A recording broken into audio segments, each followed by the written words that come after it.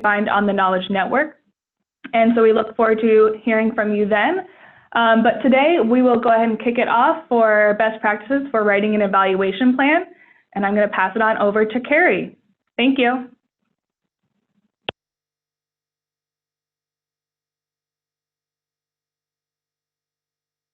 If we could move forward to the next slide. Oh, hello? Hi, this is Carrie Markovitz from NORC. So today we're going to be presenting on best practices in writing an evaluation plan.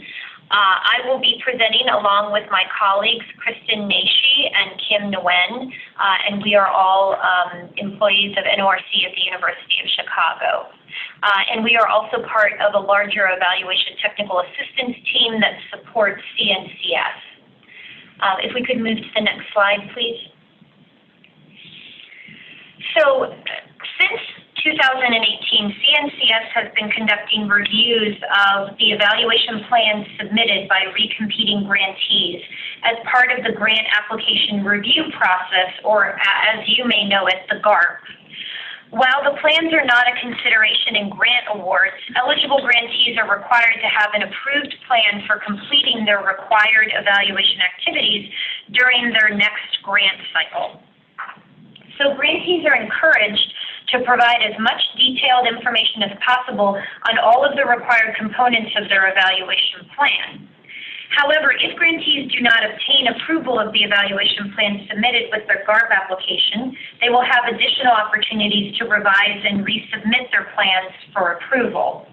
Technical assistance via telephone is also offered to grantees who require clarification on the feedback provided. This year, grantees are able to submit their evaluation plans early if they wish to obtain feedback and guidance on their plan prior to the submission of their GARP application. Please see the link for the CNCF Evaluation TA portal at the end of our presentation if you wish to submit your evaluation plan prior to the GARP for an informal review and feedback.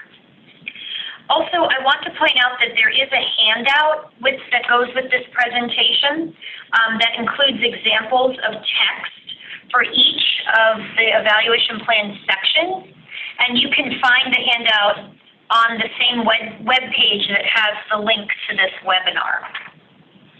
So I wanted to go over the learning, oh, sorry, could we go back? Okay.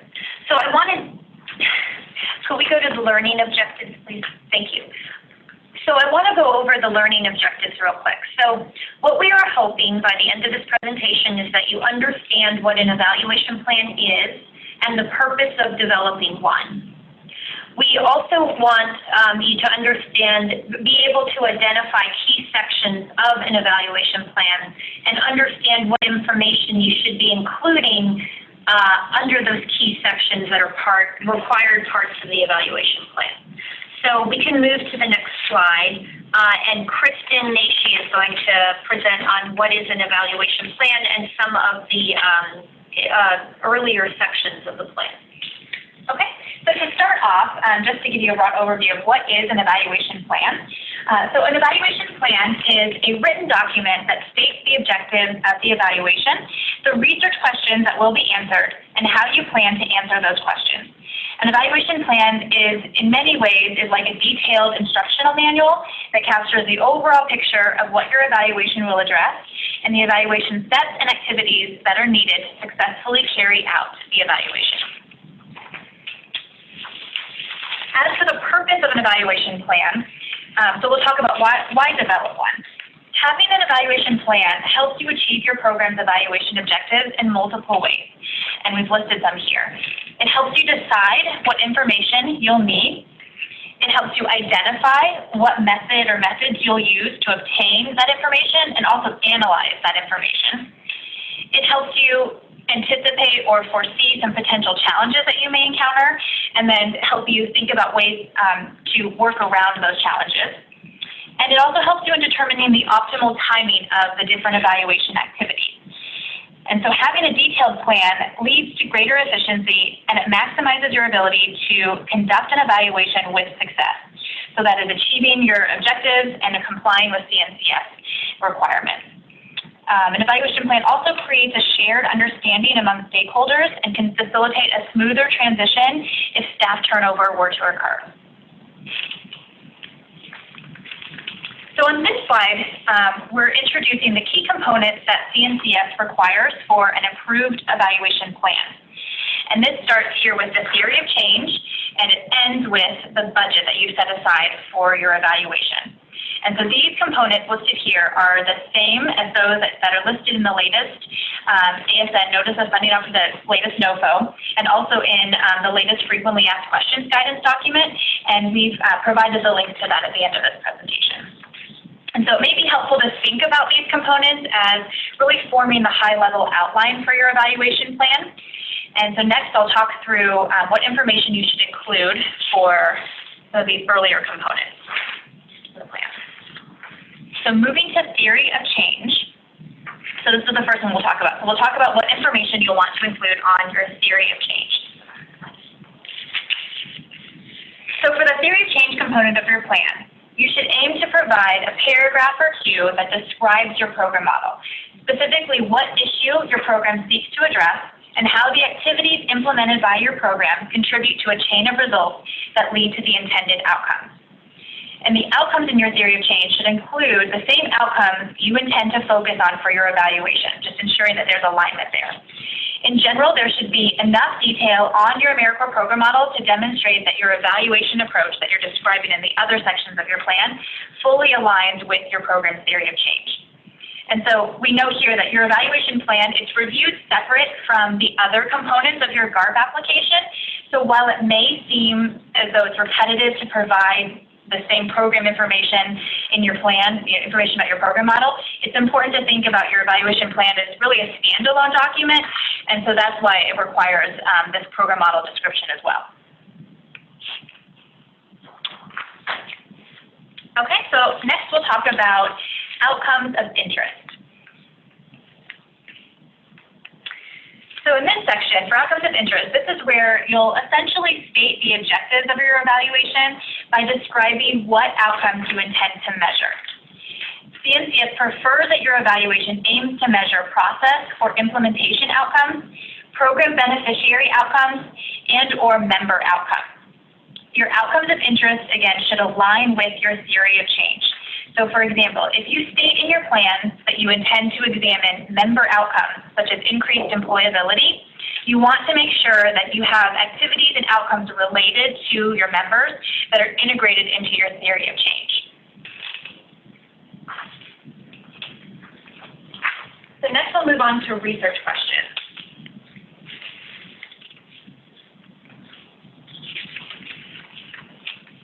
Thank you. The next section of your evaluation plan should articulate the key research questions that will be investigated. Research questions, the areas you'll examine as part of an evaluation of your program, are really key to defining exactly what it is you're trying to accomplish. We've listed some characteristics of what a good research question would look like here in the slide, and that would be that they're clearly stated and specific, again, aligned with your theory of change or your logic model, and that they're measurable and feasible to answer. It's important to note that your evaluation should be designed to answer the research questions and that your conclusions will be based on answering these questions. And on this slide, we have here showing that it may be helpful to think about formulating your outcomes of interest into concrete questions. So you may recall from earlier that I mentioned your outcomes of interest may be process or implementation focused, or they may focus on program beneficiaries or even members. So this has to do with thinking about your program's logic model as having two sides. Having the process side, which would focus on how the program's activities are carried out or its planned work. Those would be the inputs and activities. And then the outcome side of the logic model describing the expected sequence of changes that the program hopes to accomplish, which could be your short-term, medium-term, and/or long-term changes. And so process and outcome objectives for your evaluation generate different kinds of research questions. And on this graphic here, we illustrate that process evaluation questions address questions about program operations, namely the who, the what, when, where, why, or how well you conduct your program activities. And on the other hand, outcome evaluations measure a program's outcomes and assess program effectiveness. And it's important to know that a single evaluation plan can and often does include both process and outcome evaluation questions. They are not mutually exclusive. Okay, and now Carrie will start to talk about evaluation design. Okay, so thank you, Kristen. The next section that we're going to discuss is on evaluation design. In this section, the structure of your evaluation is discussed. So this includes your general approach for the evaluation, how it will address your research questions that we just talked about, and whether and how a comparison group will be identified or recruited if, in fact, you are including a comparison group in your evaluation. So, similar to the earlier discussion on research questions, evaluation designs tend to fall into two major categories. We have the process or implementation evaluations and outcome or impact evaluations. The evaluation design you choose must align with the primary purpose or goal of your evaluation and the types of evaluation questions your evaluation is meant to answer.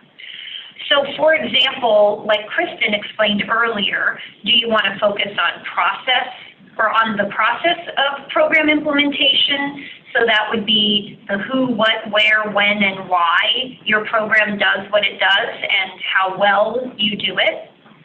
Or do you want to focus on the outcomes achieved? What difference did your program make? Or, as Kristen mentioned, you can do both. A process evaluation can be used to document what a program is doing and to what extent and how consistently the program demonstrates fidelity to the program's logic model. The results of a process evaluation are most often used to change or improve the program itself. An outcome or impact evaluation can be used to determine the results or effects of a program by measuring changes in program stakeholders' knowledge, attitudes, or behaviors associated with the program. These evaluations can be used to either document what has been achieved and or isolate outcomes or impacts of the program. And next slide.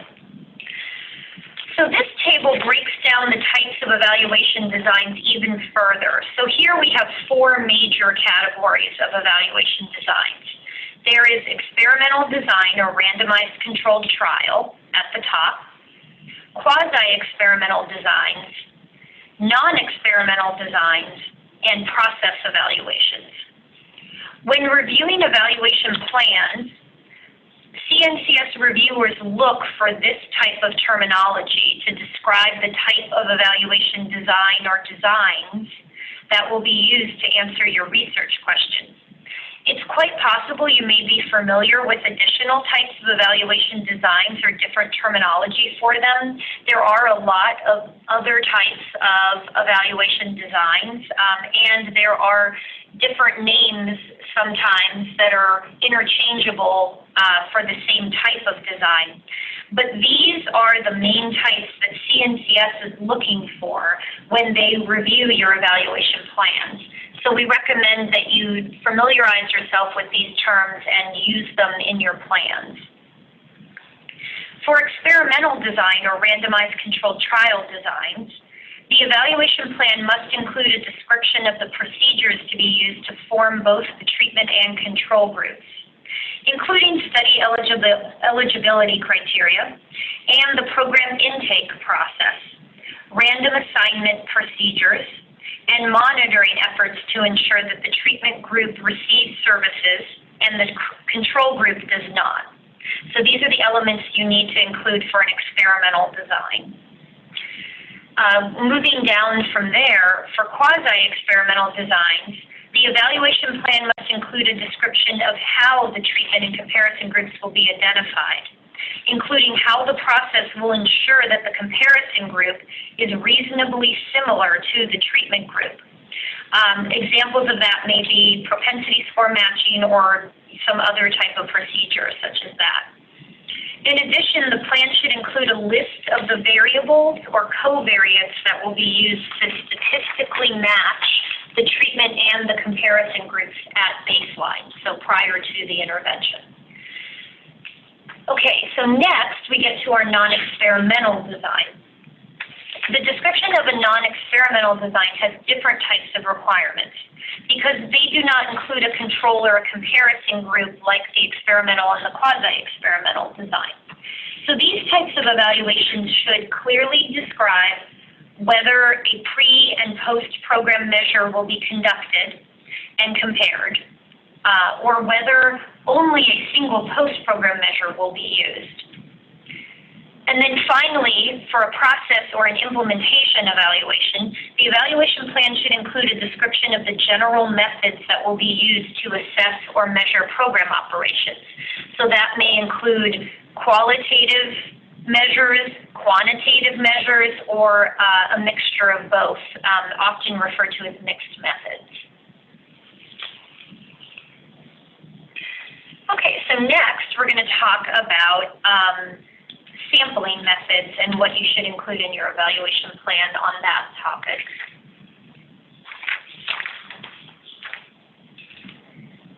So the information on sampling to be included in your evaluation plan is highly dependent on the type of data sources or sources to be used, which we will talk about in the next section.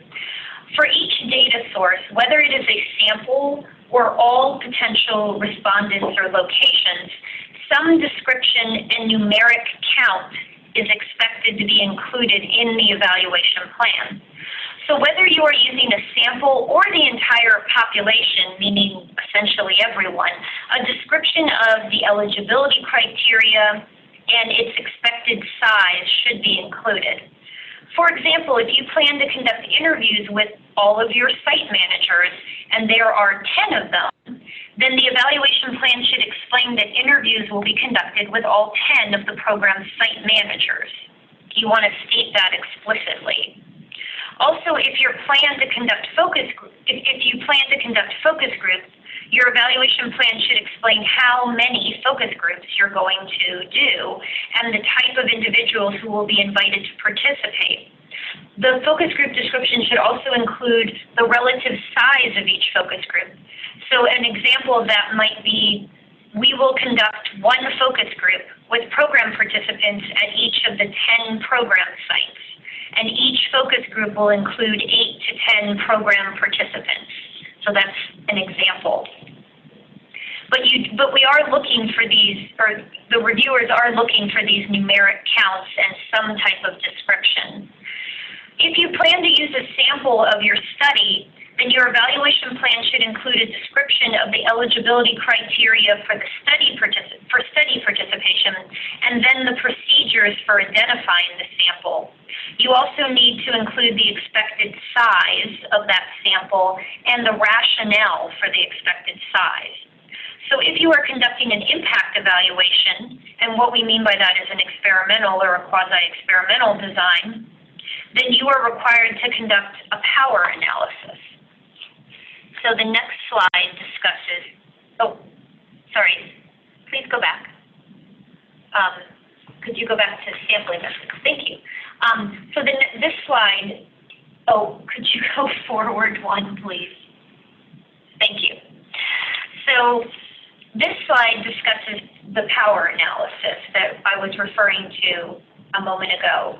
A power analysis helps identify what sample size you need in order to detect a statistically significant effect of your program on a given outcome.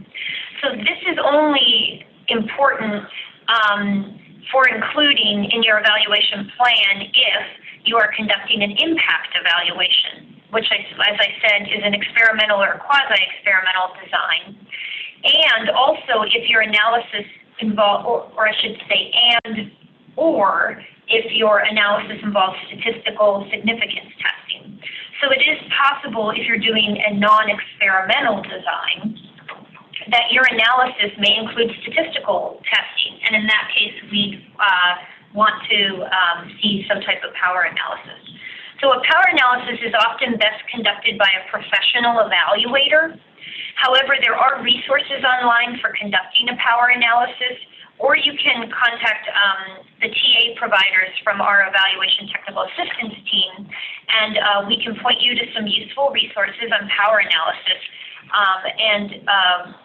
we will provide information on how to contact the team at the end of this presentation, as I mentioned earlier. So next, Kim Nguyen is going to discuss data collection procedures, data sources, and measurement tools. Thanks, Carrie. So in the two upcoming slides, as Carrie mentioned, we'll talk about the data collection section of your evaluation plan. And at a high level, this includes your data collection procedures, data sources, and measurement tools. Next slide. So for this section, you'll include a detailed description of the data collection activities that will address your research questions. And these components include who or what will be the data source, the tools and instruments that will be used to collect the data, and for those who are using secondary data, the plan for accessing those existing data sources, such as administrative records, the information or topic areas that you plan to collect, and lastly, the schedule and frequency with which data will be collected or accessed. And this applies to both primary as well as secondary data.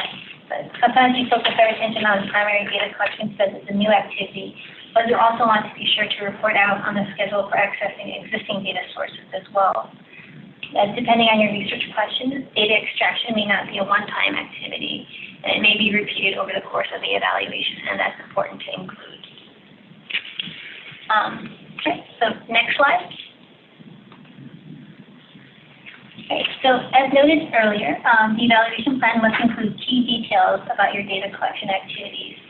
And one way to ensure that you have comprehensively captured this information is to organize your data collection plan into a matrix. So by beginning with your research questions here, which we have on the left, and moving right to identifying how, from whom, and when you will collect or access the data to answer your research questions, it helps you assess whether your data collection plan is complete. We found this approach to be very helpful in tracking all the moving pieces in the evaluation, but also want to clarify that this matrix itself is not a requirement. You'll still need to describe your data collection plan in narrative form, and the matrix is simply one way to help facilitate that process. To illustrate this approach, the table on the slide addresses the required component using an example of a fictional AmeriCorps education program's data collection activities. In this example, the hypothetical AmeriCorps program's goal is to improve students' academic achievements as well as social behavioral outcomes through enhanced classroom instruction and after-school tutoring services. As with many AmeriCorps programs, interventions use multifaceted approaches to achieve their expected outcomes and involve a number of participants. So in this example, we've included teachers, AmeriCorps members, parents, and then it should also include program staff in those tables. So depending on the focus of your study and the research questions you want to address, you may need to draw only on one data source or multiple data sources. Some evaluation plans will propose one or two research questions, whereas others will have 5 or more. And these questions here are simply to show the types of possible questions that might be asked. In this table, we've also presented a mix of data that programs typically use in their evaluations. This includes both qualitative and quantitative data that may be found in existing data sources, such as program or administrative records, as well as new data sources. The data here also may be applied to a range of evaluation designs that Carrie talked about, including for process, outcome, and impact evaluations. So let's walk through one or two of the rows in the matrix and talk about the accompanying description that's required for your data collection plan. In that first row, the research question asks whether or not student participation in the intervention increases math and reading scores.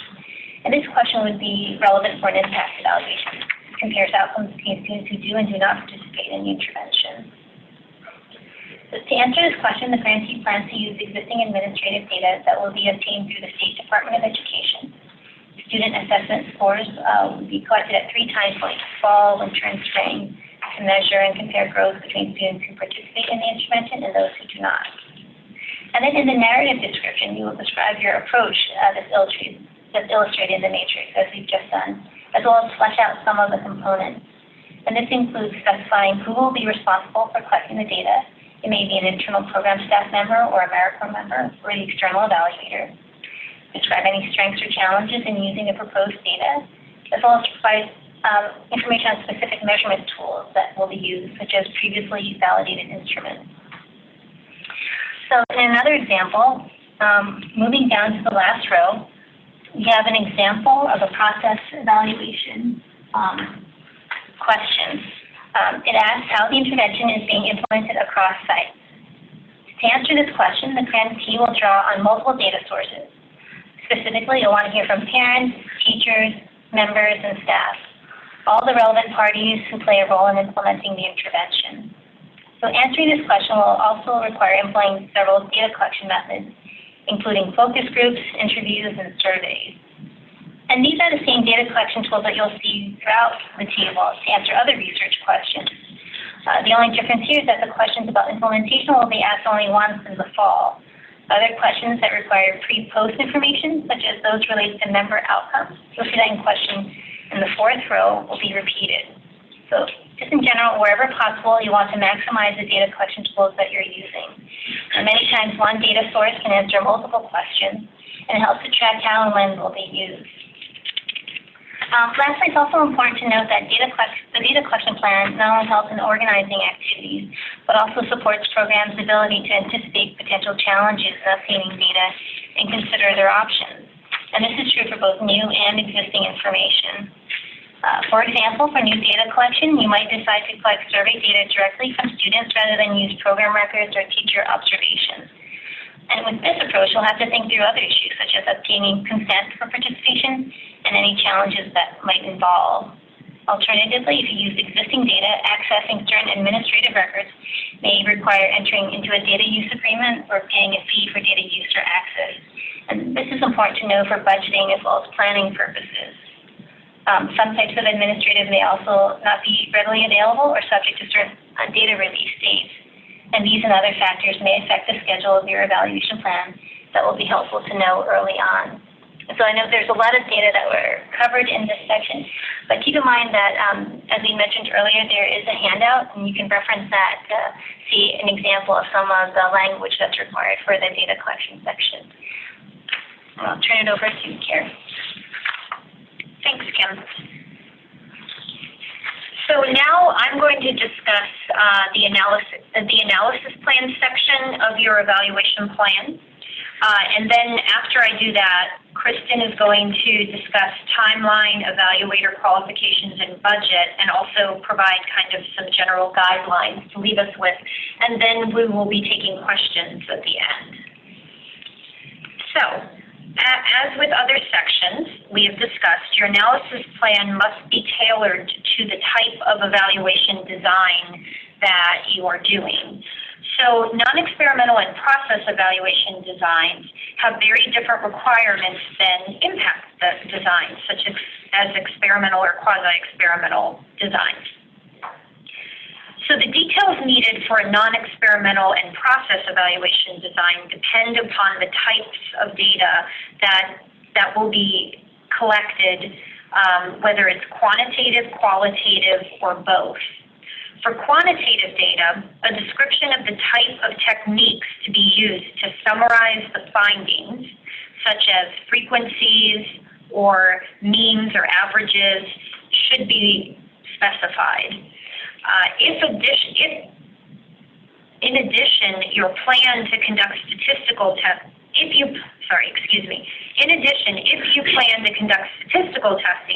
the technique to be used should be listed. So, for example, if you're going to use chi-square tests or t-tests for continuous data, chi-square for categorical, t-tests for continuous data, the evaluation plan should list these specific techniques.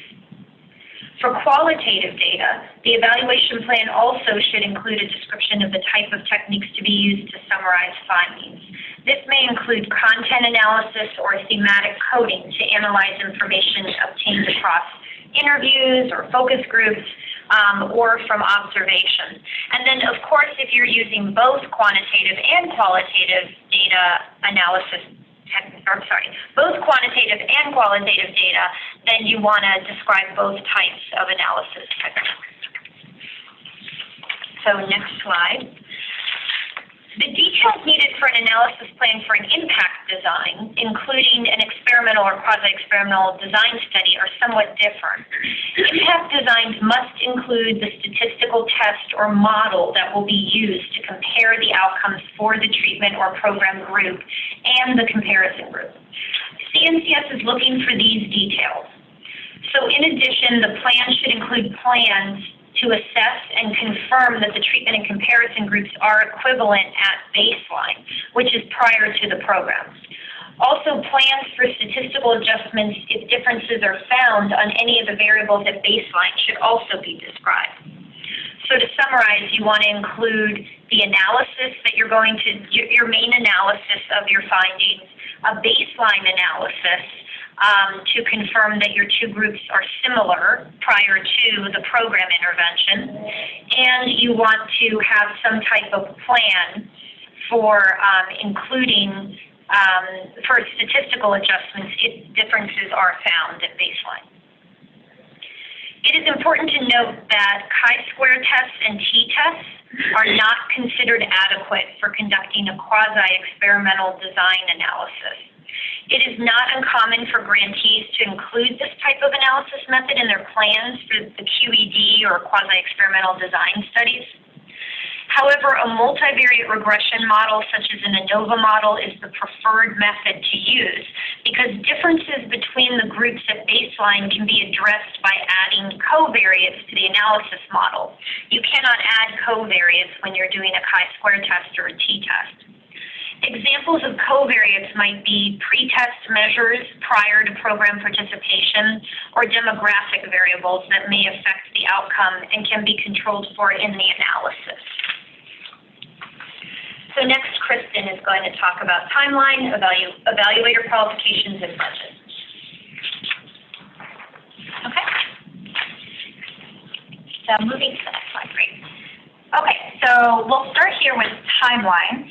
So for timeline, your evaluation plan should include a detailed timeline of when you expect to carry out each of the key evaluation as specified in your plan.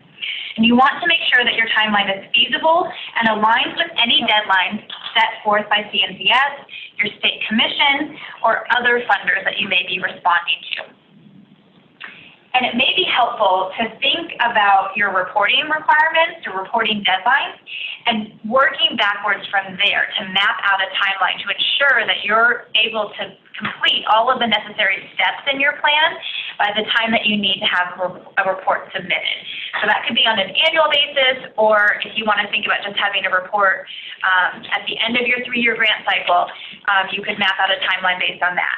A general kind of milestones that we give for a 3-year, thinking about an evaluation plan over a 3-year trajectory, is that you'd use the first year of your grant cycle for your evaluation design and your planning. In your second year of your grant cycle, you would embark on collecting data, and then on the third year, it's really, you'd only have a half year to do analysis and reporting if you wanted to have a report in place by the end of by the time you're applying for the next GARP. And then moving to evaluator qualifications. So for this section, you want to explain who will be involved in carrying out your evaluation, their qualifications to do so, and whether they are internal or external to your program. It may be the case that some of the evaluation activities will be managed internally by your own program staff. For example, you might have some members administering surveys on your behalf, while other activities like developing the survey instruments and analyzing the data that you collect would be done by an external evaluator. And if that's the case, it's just important to make that distinction in your plan. And oftentimes at the time of GARP, if you're submitting your plan at the time of GARP, you may not have an evaluator selected. So for this section of your plan, you would at least just talk about what type of evaluator you have in mind to do the work. So whether they're internal or external, and the types of qualifications that you will be looking for when you go to hire an evaluator once you get your grant funded. And lastly, the budget component of your plan should consist of a brief statement about the amount that you've allotted or set aside for your evaluation. It does not need to be a detailed breakdown of the cost necessarily, but it should demonstrate that your budget is relatively appropriate for the study design and the scope of your evaluation. And oftentimes we get questions about, well, what is the right amount of funds to set aside for an evaluation? And we typically would direct you to talk with your regional portfolio manager or someone internal to CNCS regarding appropriate amounts to budget for your evaluation.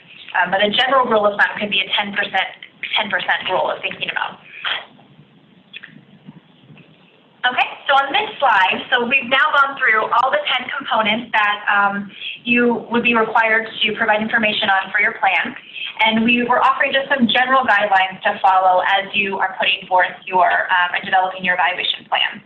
So just knowing what type of evaluation you must complete, so just knowing your requirements, whether you're a small grantee versus a large grantee, there are different requirements where small grantees have more flexibility in terms of the type of evaluation design they can use. Large grantees, if you're a recompeting large grantee, you will have an impact evaluation required of you. And then fully describing each component of your plan. So as you're putting together the different sections and filling in information on each of the sections of your plan, making sure that you're providing as much information as you can on each component. And like Carrie had mentioned at the beginning, especially if you're submitting your initial evaluation plan, it may be the case that your analysis component isn't fully fleshed out at that point, but providing even at that point as much information as you can. So it gives the reviewer some direction of where you're going, and then as a reviewer, we could provide feedback to you to help guide you in the right direction. And then ensuring that your description of each of the components aligns with one another. So this is just reading through your plan in full and making sure that each of the components, the information is building off or it's corresponding to one another, and that it's interrelated. And then just knowing where to go for help. So CNCS has a number of resources that are available on their Knowledge Network website, an external evaluator or consultant possibly at a university that's local to you could be helpful. There is the technical assistance portal that we have a link to on this next page where you can request one-on-one support through, and then using your CNCS contact or your state commission representative as well. And then on this last slide here, we have just links to evaluation resources, some of which I've already mentioned. So the link here, the first link you see is just the general link that CNCS has to all of their research and evaluation materials. And then the second link is the frequently asked questions document related to evaluation requirements, and that was just recently updated. And then the CNCS TA portal link. So that is the link that you would use if you would want to request one-on-one intensive support from an NORC TA provider. You would submit a request using that link right there. So now we're going to open up the lines for questions. We have some questions that were submitted. Actually, could we go back to the previous slide? I think it might just be useful. We can leave this slide up for individuals who maybe didn't get a chance to write down all the links. So we can leave that up while we're taking questions. We have some questions that were submitted. I don't know if we need to provide any additional instructions around how to submit questions, or did you want me to go ahead and field the questions? Sure. Yeah, thank you. So if you do have questions, please submit them to the Q&A box that's on the bottom of your screen. We will go through, some questions were asked during the webinar, and I said we would get to them at the end, so we'll go through questions in order, and I will dismiss them as we answer them. But I will go ahead and throw it back over to you, Carrie, if that's okay, to address the first question. Oh, sure. So we have a question. Can you speak to how we should frame questions that are exploratory, in which we may not know the direction of the change we expect, versus confirmatory? So if I'm understanding the question correctly, so meaning you don't understand if, when you said the direction, you don't understand if there's going to be an increase or a decrease, it might be both. You can put in your research question language such as a change, if you're looking to see if there's a change, rather than an improvement or an increase or decrease. That's one way you could address that if I'm understanding the question correctly. there are other types of exploratory questions that maybe could be asked, like in a process evaluation. But I'm not sure. Do you think I answered? I'm asking the team. Do you think that answers the question? I'm thinking out. There was the exploratory, so that was it. There was an example of doing an exploratory impact. Yeah. So there's different ways the words exploratory and confirmatory can be used. So in some cases, an exploratory question might mean it's not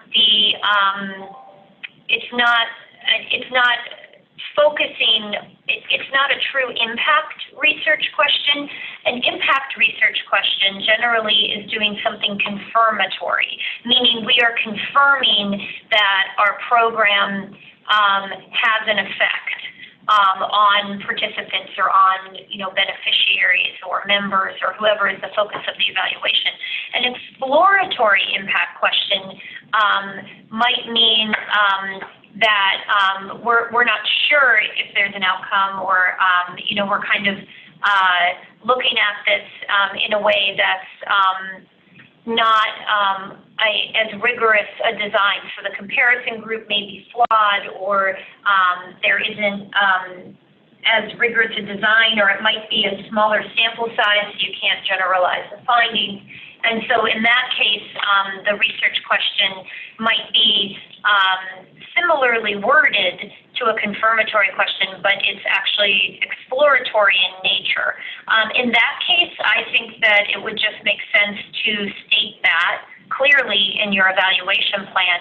So if you have 3 research questions and the first 2 are impact design questions that are looking at program impacts, then you could say that the first 2 are confirmatory, and then if the third one is more exploratory because it's a really small sample size, or the comparison group isn't as robust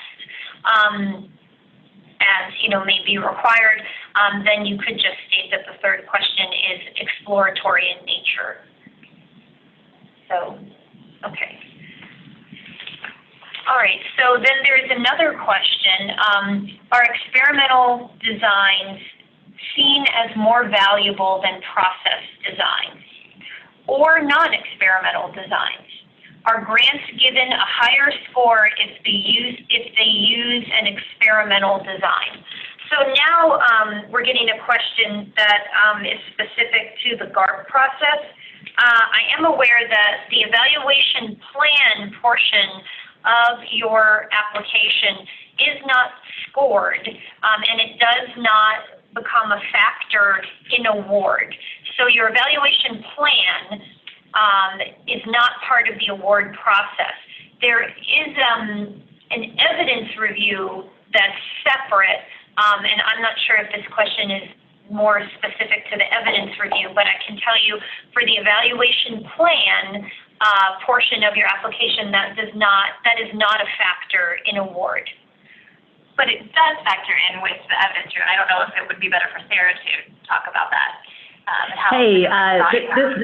This is Sarah, and yes, I'm here listening in on the line. This is Sarah Yu from AmeriCorps State and National. Thank you for both of you for that answer, and I'll just jump in for another part of this. I will say that when we talk about the value of an evaluation, really the value of it is whether or not it helps you find out what you want to know about your program. And so you should pick the design that is most suited to your evaluation questions and to what you want to learn or find out about your program.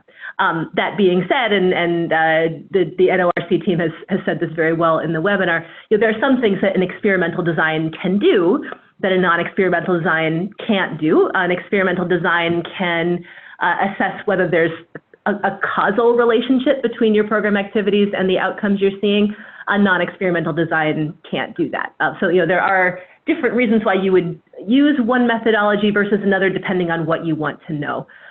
There are, as you know, certain requirements for large versus small grantees in terms of the types of evaluation design that you can use in your evaluation plan. So I'll refer you to the AmeriCorps State and National evaluation requirements for that.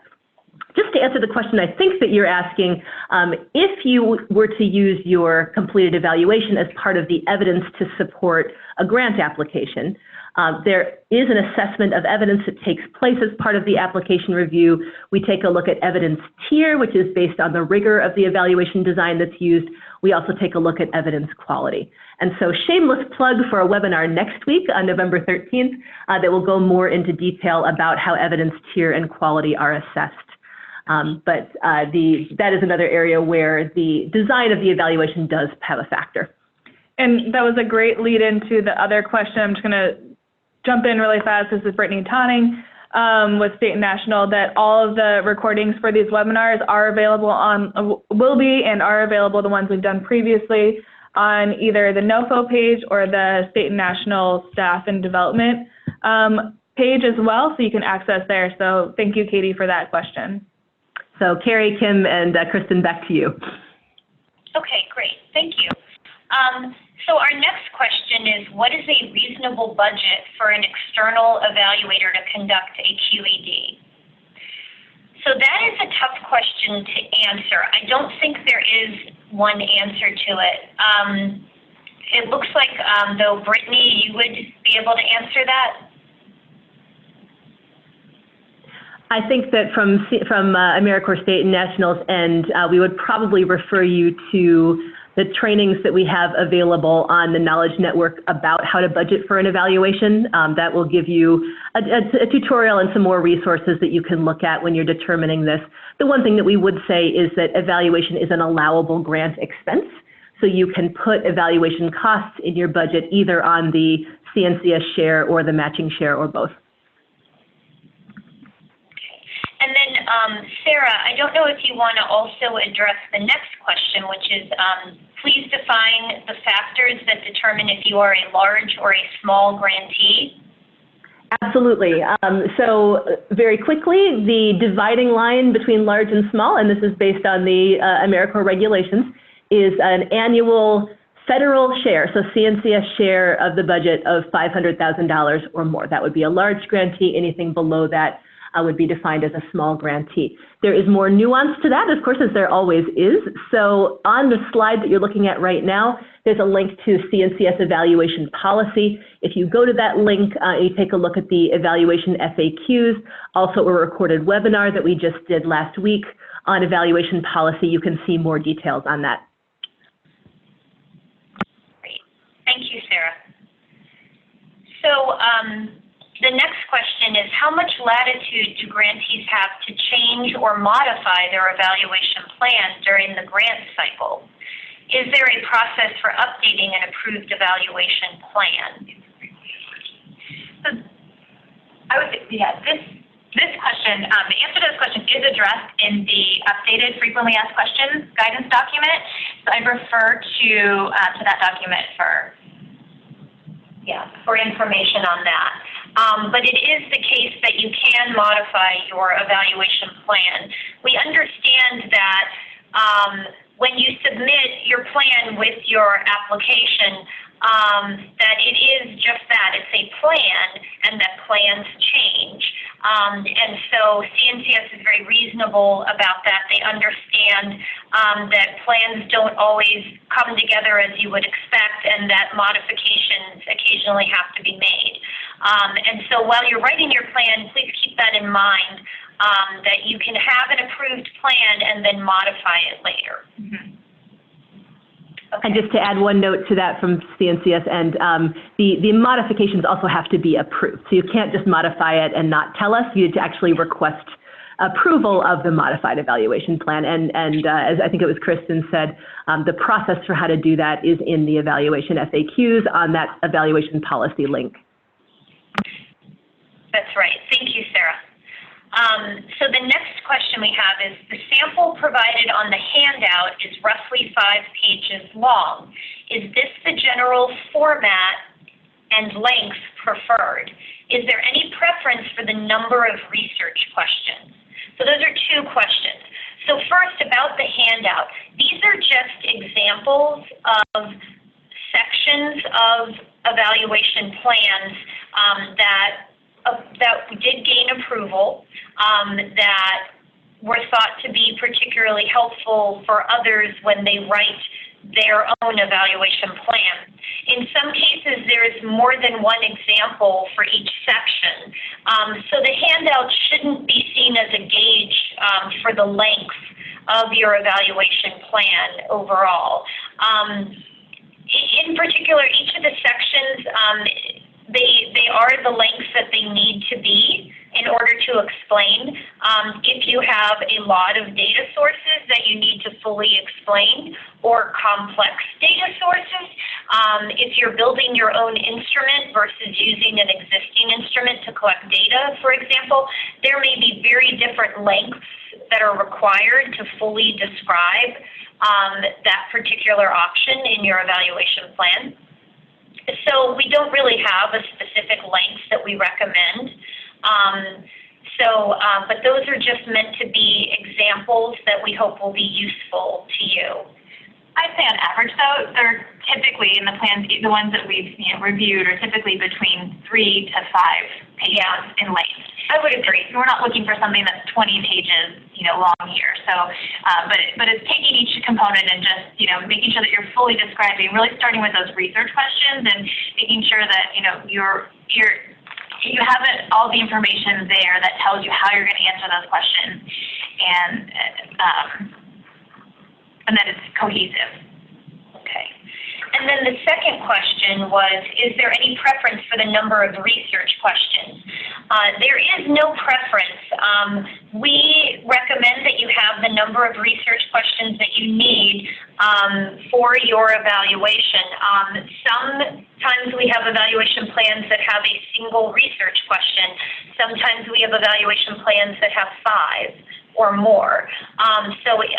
We do recommend, though, that as CNCS has discussed before, that you may want to do an evaluation. You may want to think of an evaluation agenda or plan over time. And so it might be the case that you address some research questions in an upcoming evaluation, and then other additional research questions in a later evaluation. CNCS expects you to be doing evaluations on your program with each grant cycle. And so there will be additional opportunities to address research questions. You don't have to address all of your questions in one evaluation. You can break it up. And so we generally recommend that approach too, just because it's easier and then it helps you extend out your evaluation activities over time. Right. And it kind of goes back to what Sarah was saying about thinking about what you want to know and find out about your program, and formulating that into questions. So you can, what Carrie was saying with the research agenda, if you have thinking about a long-term research agenda and parsing those questions out into short-term, kind of a medium-term, and a long-term trajectory of when you want to answer them. Okay. All right, and then the last question we have is, we are planning a QED evaluation, but are having difficulty securing a control group because we serve students and denying services would be considered unethical. Any suggestion on other ways to still have a control group? So in this case, I would recommend that you put in a request with the CNCS TA portal and set up a discussion with one of the TA providers.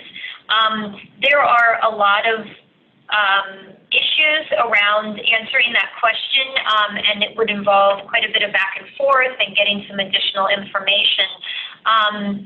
I don't know, Sarah, if at this point we want to mention that we can go through a thorough discussion and figure out if your grantee or if your program can do a QED evaluation, but there is an option for an alternative evaluation approach. And I didn't know, Sarah, if you might want to mention something about that. Sure, just very quickly, because I know we're almost at time. But yes, if you look at the CNCS evaluation policy webpage, there is a link there to the ability to request an alternative evaluation approach. There are very specific, narrow reasons why you could request that approach.